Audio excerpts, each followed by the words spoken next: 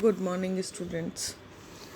आज time and tense के last step पे हम पहुंच गए हैं और आज हम बात करेंगे फ्यूचर परफेक्ट कंटिन्यूअस टेंस की।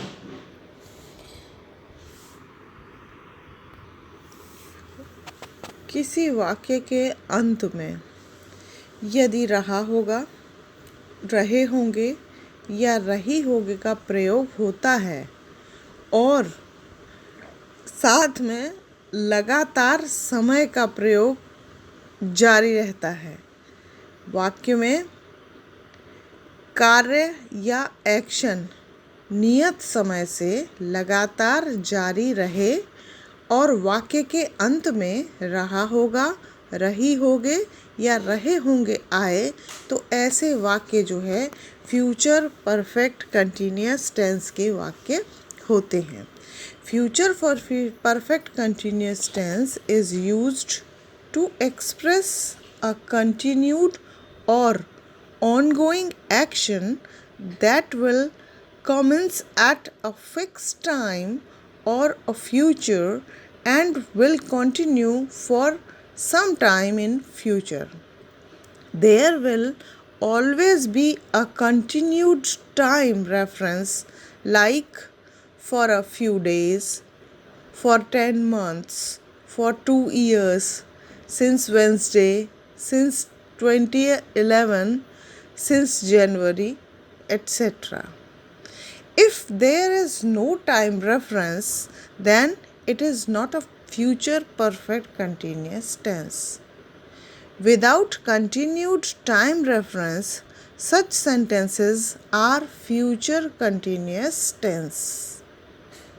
जिन वाक्यों में अगर टाइम लिमिट नहीं दे रखी है और कंटिन्यूएशन को शो कर रहा है, रहा होगा है, लेकिन समय का प्रयोग नहीं किया गया है, तो वो वाक्य फिर फ्यूचर कंटिन्यूअस टेंस के होंगे। और यहाँ अगर फ्यूचर परफेक्ट कंटिन्यूअस टेंस की बात करते हैं तो फ्यूचर परफेक्ट कंटिन्यूअस टेंस में लगातार समय तो दिया होगा, उसके साथ में जो है अनवरतता दिखाई, कंटिन्यूएशन जो है वो शो कर रहा होगा। Continued time reference only differentiates between future continuous and future perfect continuous tense. केवल ये टाइम लिमिट है जो अंतर बताती है कि कौन सा वाक्य फ्यूचर टेंस कंटिन्यूअस टेंस का है और कौन सा वाक्य जो है फ्यूचर परफेक्ट कंटिन्यूअस टेंस का है। अब हम बात करते हैं कि इन वाक्यों को ट्रांसलेट करने के लिए हमें किन नियमों का पालन करना होगा, कौन सा फॉर्मूला हमें अप्लाई करना होगा कि हम जो है ट्रांसलेट करें। तो first of all we will use subject, उसके बाद ऑक्सिलरी विल और शैल। अब यहाँ पर हमें हैव का यूज़ करना है और बीन का यूज़ करना है। Have and been, have been. Then we will use first form of verb plus ing. Then object, after that since or for as per time. अगर समय निश्चित है तो since का यूज़ करेंगे, अगर समय अनिश्चित है तो for का यूज़ करेंगे। फिर जो समय दिया हुआ है टाइम को यूज़ करेंगे और उसके बाद जो कुछ भी रिमेनिंग रह गया है उस पार्ट को हम जो है वो ट्रांसलेट करेंगे। First of all subject, then auxiliary will और shall, then have been, then verb, first form of verb plus ing, then object, then since और for as per time, then time, then remaining sentence. तो इस फॉर्मूले से हम जो है वो सेंटेंस को ट्रांसलेट करेंगे। अब हमें यहाँ पे फ्यूचर परफेक्ट कंटिन्यूअस टेंस में हेल्पिंग वर्ब जो हम यूज़ करेंगे विल और शैल के साथ हैव बीन का प्रयोग करेंगे। वर्ब की फर्स्ट फॉर्म के साथ ing का प्रयोग करेंगे because this is the continuation. उसके बाद जो है हम सिंस और फॉर बताया आपको कि निश्चित अगर समय दिया है तो सिंस का प्रयोग करेंगे। अगर निश्चित समय नहीं है, अनिश्चित है, तो हम फॉर का प्रयोग करेंगे। In future perfect continuous tense helping verb will, shall, have been is used and ing is added with the first form of the verb. For time, since or for is used. Since is used when time is निश्चित correct time है, आपको एक certain time है। Then we will use for if time is not certain, exact time is not there. मसलन 9 o'clock अगर हम बात कर रहे हैं, संडे की बात कर रहे हैं, कल की बात कर रहे हैं, या 2012 की बात कर रहे हैं, तो हम सिंस को यूज़ करेंगे। लेकिन अगर हम 2 घंटे की बात कर रहे हैं, कुछ हफ्तों की बात कर रहे हैं, 3 महीने की बात कर रहे हैं, तो ये जो अनसर्टेन टाइम है, इसके लिए हम जो है फॉर यूज़ करेंगे। अब हम देखते हैं उदाहरण, एग्जाम्पल। मैं शाम से हॉकी खेल रहा होऊंगा। बताया था आपको, रहा होऊंगा वाक्य के अंत में है, लेकिन इसमें समय क्या दे दिया है, शाम से। एक समय दिया हुआ है, समय के साथ रहा होऊंगा दे रखा है, तो ये वाक्य जो है वो होगा फ्यूचर परफेक्ट कंटिन्यूअस टेंस का। हम बात कर रहे हैं पॉजिटिव सेंटेंस की, सिंपल सेंटेंस की, जिसमें कोई नकारात्मक शब्द नहीं है, कोई प्रश्न नहीं है, केवल एक स्टेटमेंट है, एक कथन है। मैं की बात करते हैं अगर, तो मैं के साथ हमें यूज़ करनी है ऑक्सिलरी शैल, उसके बाद हमें यूज़ करनी है हैव बीन। अब खेल रहा होगा, तो खेलने के लिए हमें यूज़ करना है play, then we will use ing, so that will be playing. What playing, hockey, then we will use hockey, playing hockey. अब बात है शाम से, तो सिंस इवनिंग। अगर हम बात करें कि वह खेल रहा होगा, तो हम यूज़ करेंगे he will have been playing hockey since evening। इसी तरीके से we को यूज़ करेंगे तो shall यूज़ करेंगे, you सेकंड पर्सन की बात करेंगे तो will यूज़ करेंगे, थर्ड पर्सन की बात करेंगे, प्लूरल में, सिंगुलर में करेंगे तो she, it या कोई नाम, तो will यूज़ करेंगे। दे की बात करेंगे, बॉयज़ की बात करेंगे, गर्ल्स की बात करेंगे, या किसी अन्य उसकी बात करेंगे, तो वी विल यूज़ विल। तो इस तरीके से first of all subject will, then shall, will और shall, then have been, then verb की first form plus ing, then since और for as per time, then remaining sentence and time. अब हम बात करते हैं फ्यूचर कंटिन्यूअस टेंस के negative वाक्य को हम किस प्रकार से ट्रांसलेट करेंगे। नेगेटिव का जो फॉर्मूला है, उसमें हमें सिर्फ नॉट यूज़ करना है, और ये नॉट हमें विल और शैल के तुरंत बाद और हैव बीन के पहले यूज़ करना है। Negative sentence of future perfect continuous tense, not is added between will, shall and have. Subject, auxiliary, then not, then have been, then verb की first form plus ing, then object, then for or since as per time, then time, then remaining sentence. For example, वह 2 साल से दिल्ली में नहीं रह रहा होगा।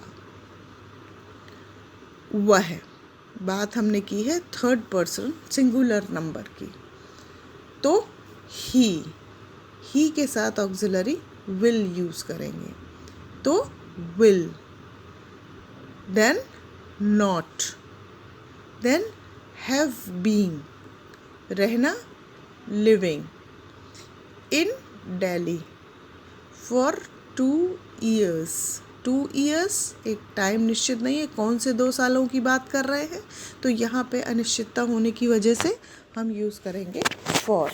तो he will not have been living in Delhi for 2 years.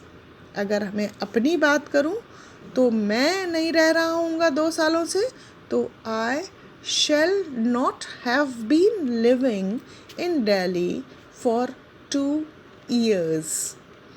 First person plural we की बात करें तो we will not have been living in Delhi for 2 years. Second person you की बात करते हैं, that you will not have been living in Delhi for 2 years. तो इस तरह से हम अपना फ्यूचर परफेक्ट कंटिन्यूअस का नेगेटिव सेंटेंस ट्रांसलेट करेंगे. अब हम बात करेंगे इंटेरोगेटिव सेंटेंस की. फ्यूचर परफेक्ट कंटिन्यूअस टेंस के इंटेरोगेटिव सेंटेंस को ट्रांसलेट करने के लिए यदि यस नो टाइप क्वेश्चन है तो first of all formula same है, बस केवल ऑक्सिलरीज चेंज होंगी और वर्ब की फॉर्म्स चेंज होंगी. बाकी आप देखिए प्रेजेंट इंडेफिनिट टेंस से लेके फ्यूचर परफेक्ट कंटिन्यूअस टेंस तक सारे फॉर्मूलाज एक ही तरीके से यूज़ किए गए हैं. First of all we will use auxiliary will और shall, after that subject, after that have been, then verb की first form plus I N G, then object, then since or for, then time, then remaining sentence. Future perfect continuous interrogative sentence starts with will or shall and have been remains just before the verb. First form plus ing. Then in the end we will use a question mark. That will indicate that this is the question interrogative sentence. If we will not use question mark and we will use full stop, then punctuation of sentence will be incorrect. तो future perfect continuous interrogative वाक्य को बनाने के लिए हमें सबसे पहले will या shall का यूज़ करना है और उसके बाद हमें जैसे बाकी सब्जेक्ट के साथ वो करते हैं एज पर सब्जेक्ट हमें हैव बीन, वर्ब की first form ING, object, since और फॉर, टाइम और रिमेनिंग सेंटेंस और लास्ट में फुल स्टॉप की जगह हमें क्वेश्चन मार्क का यूज़ करना है. किसी भी इंटरोगेटिव सेंटेंस में हमें एंड में फुल स्टॉप नहीं लगाना होता है, मार्क ऑफ इंटरोगेशन ही लगाना होता है. अब हम बात करते हैं क्या हम आधे घंटे से अच्छी साइट ढूंढ रहे होंगे. क्या हम आधे घंटे से अच्छी साइट ढूंढ रहे होंगे तो shall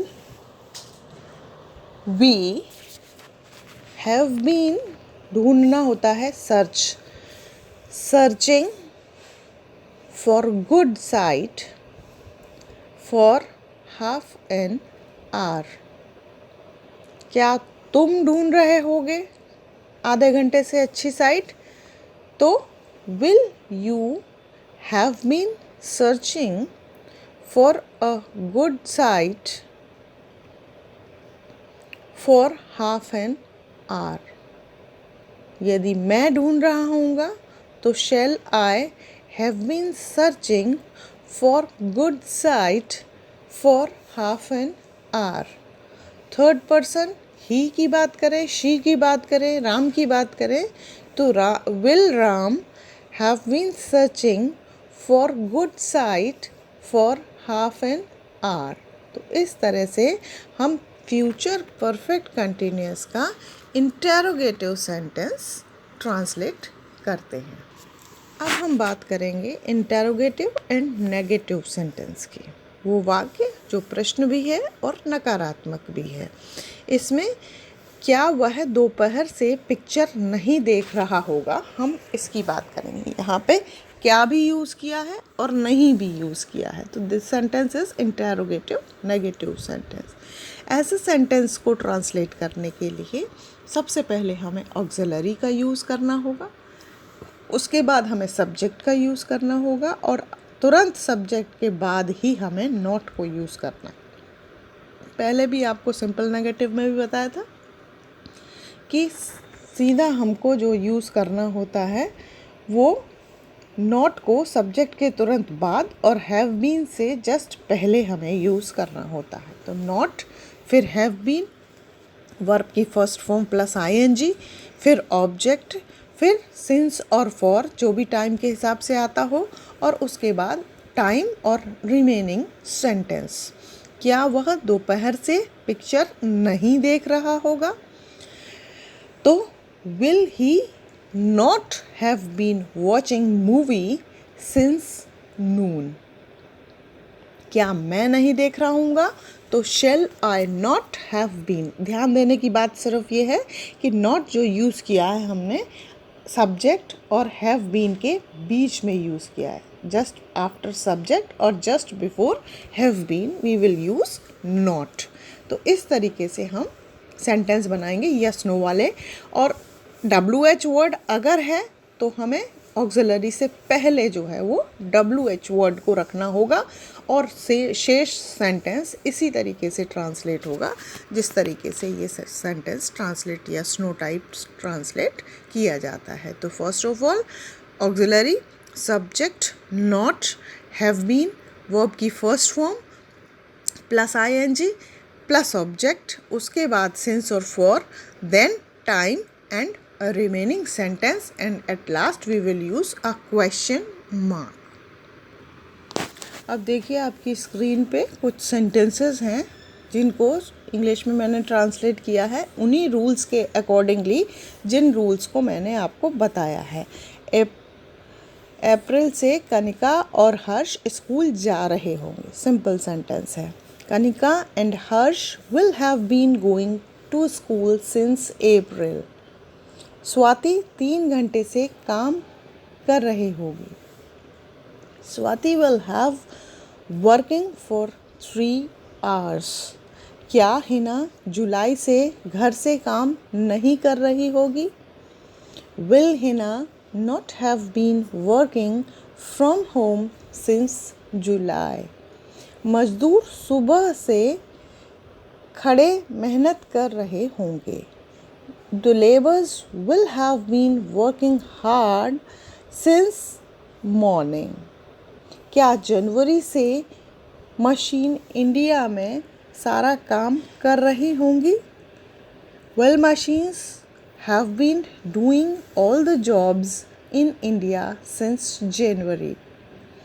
तो ये सारे सेंटेंस देखिए आप वही रूल अप्लाई किया हुआ है जो अभी आपको बताया है।